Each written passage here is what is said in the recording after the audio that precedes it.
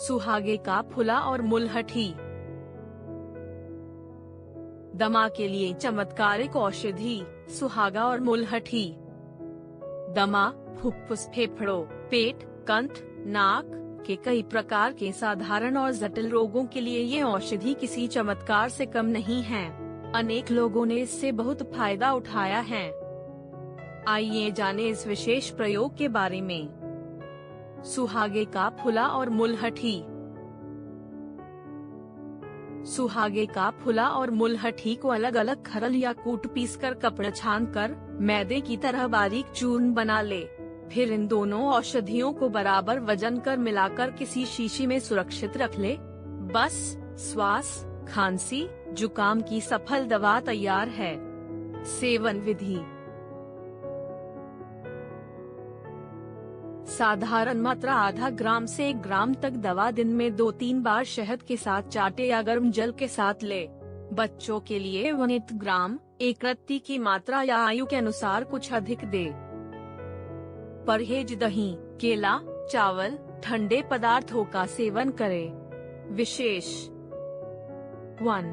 फुफ्फुस, फेफड़ों, पेट, कंठ, नाक के कई प्रकार के साधारण और जटिल रोगों का चमत्कारिक रूप से नाश करने वाला यह योग नई दिल्ली की कविराज श्री देशराज की अद्भुत खोज है।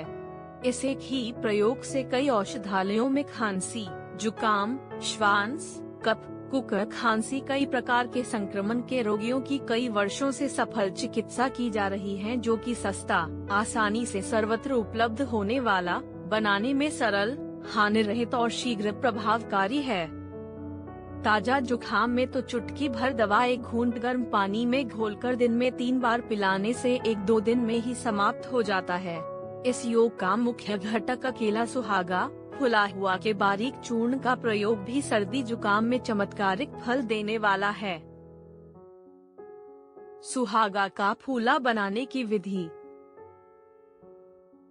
सुहागे को फूलने या खील शुद्ध बनाने के लिए बारीक कूटकर लोहे की स्वच्छ कड़ाही में या तवे पर डालें और तेज आंच में इतना पकाएं कि पिघलने के पश्चात सूख जाए।